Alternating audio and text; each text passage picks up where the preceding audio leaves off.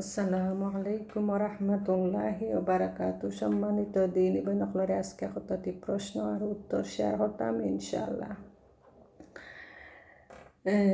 সর্বপ্রথম আল্লাহ তাআলা নবী সাল্লাল্লাহু আলাইহি সাল্লামের নূর সৃষ্টি করেছেন, কথাটি কি ঠিক না? কেননা এ সম্পর্কে সহি কোনো হাদিস নেই। জাল বা নুয়াট হাদিসের ভিত্তিতে অনেক কথাটি বলে থাকে, অনেকে এ কথাটি বলে থাকে। নবী সাল্লাল্লাহু আলাইহি সাল্লাম কি নূর থেকে সৃষ্টি না? আদম সন্তান যে উৎপাদন সৃষ্টি, তিনি সেই উৎপাদন সৃষ্টি। সূরা কাহাফ 10 নম্বর আয়াত। নবী সাল্লাল্লাহু আলাইহি সাল্লাম কি গায়েব জানতেন না? তিনি কোনো গায়েব জানতেন না। সূরা আনআমর 50 নম্বর আয়াত। নবী সাল্লাল্লাহু আলাইহি সাল্লাম কি জীবিত না? তিনি মৃত্যুবরণ করেছেন। সূরা জুমারর 30 নম্বর আয়াত।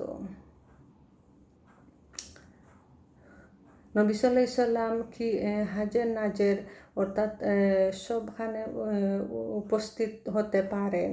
এর বিশ্বাস করা কি না তিনি হাজের নাজের নন, এরূপ বিশ্বাস করা কুফরি।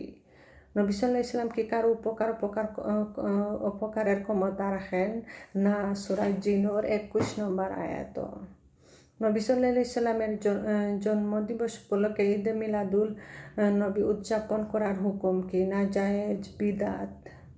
কোনো মানুষকে কাফের বলার পরিণতি কি? ওই ব্যক্তি কাফের না হলে কথাটি যে বলবে তার উপর পতিত হবে।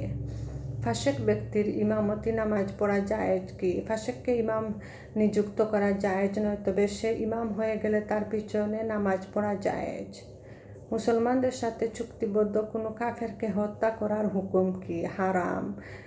এরকম কাফেরকে যে ব্যক্তি হত্যা করবে সে জান্নাতের সুঘ্রাণ পাবে না।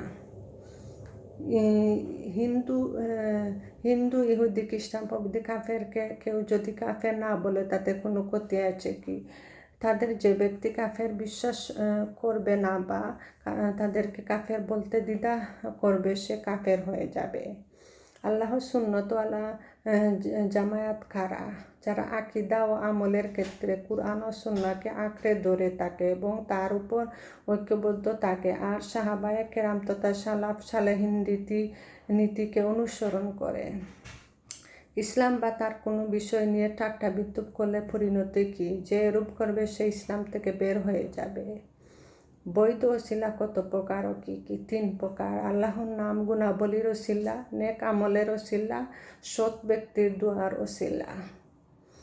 অবৈধ ওসিলার উদাহরণ কি? যেমন নবী, রাসূল, ফেরেশতা, ওলি, আউলিয়া ইত্যাদি ওসিলা করা মৃত ব্যক্তির কাছে দোয়া চাওয়া নিষিদ্ধ ওসিলার অন্তর্ভুক্ত।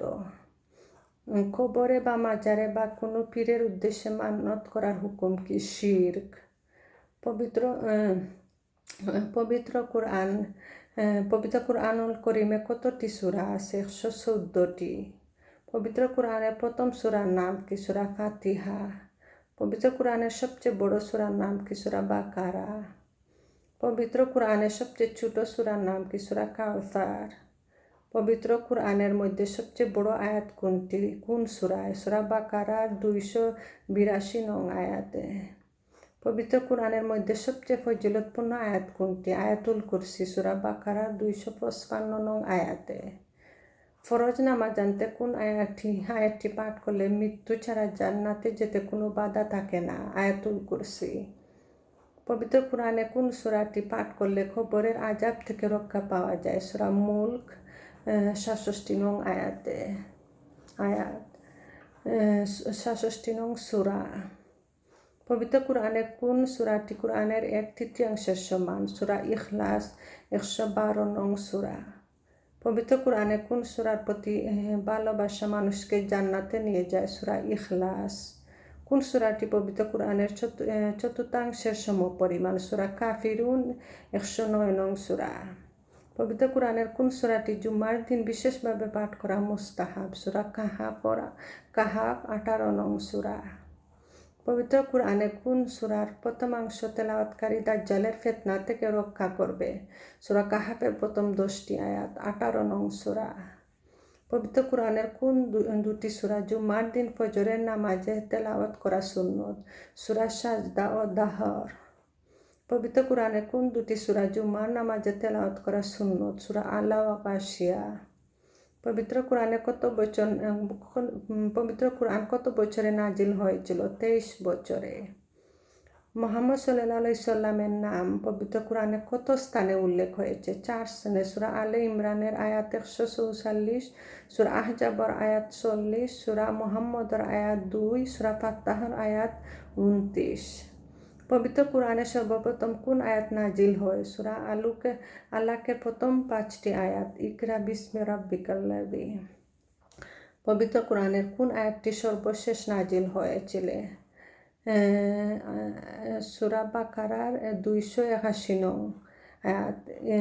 ইবনু আবি হাতেম সাঈদ বিন জুবাইর রাদিয়াল্লাহু থেকে বর্ণনা করেন যে এই আয়াত নাজিল হওয়ার পর নবী সাল্লাল্লাহু আলাইহি সাল্লাম 9 দিন জীবিত ছিলেন।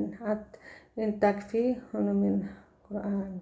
পবিত্র কোরআনের সর্বপ্রথম কোন সূরাটি পূর্ণাঙ্গ রূপে নাজিল হয়? সূরা ফাতিহা। পবিত্র কোরআন প্রথম যুগে কিভাবে সংরক্ষিত ছিল? সাহাবায়ে কেরামের স্মৃতিতে, লিখিত অবস্থায়, চামড়ায়, হাড়ে, পাতায় এবং পাথরে। সর্বপ্রথম কে কোরআন একত্রিত করেন? আবু বকর রাদিয়াল্লাহু আনহু। কোন সাহাবীকে কোরআন একত্রিত করার দায়িত্ব দেওয়া হয়েছিল? যায়েদ বিন সাবিত রাদিয়াল্লাহু আনহুকে। কার পরামর্শে এই কোরআন একত্রিতকরণের কাজ শুরু হয়? ওমর বিন খাত্তাব রাদিয়াল্লাহু আনহুর। রাসূল সাল্লাল্লাহু আলাইহি ওয়াসাল্লামের ওহী লেখক কে ছিলেন? আলী বিন আবি তালেব, মুয়াবিয়া বিন আবি সুফিয়ান, জায়েদ বিন সাবিত, উবাই বিন কাব প্রমুখ রাদিয়াল্লাহু আনহু। কোন যুগে কার নির্দেশে কোরআন অক্ষরে নকতা দেওয়া হয়? উমাইয়া খলিফা আব্দুল মালিকের যুগে হাজ্জাজ বিন ইউসুফের নির্দেশে কাজ হয়। কোরআনের নকতা দেওয়ার কাজটি কে করেন? নসর বিন আসেম বিন ইয়ামার রহিমাহুল্লাহ। কোরআনের কে হরকত, জের, জবর, পেশ ইত্যাদি সংযোজন করেন? খলিল বিন আহমদ আল ফারাহিদি রহিমাহুল্লাহ। পবিত্র কোরআনে কতবার দুনিয়া শব্দটি এসেছে? 115 বার। জাযাকুমুল্লাহু খায়রান।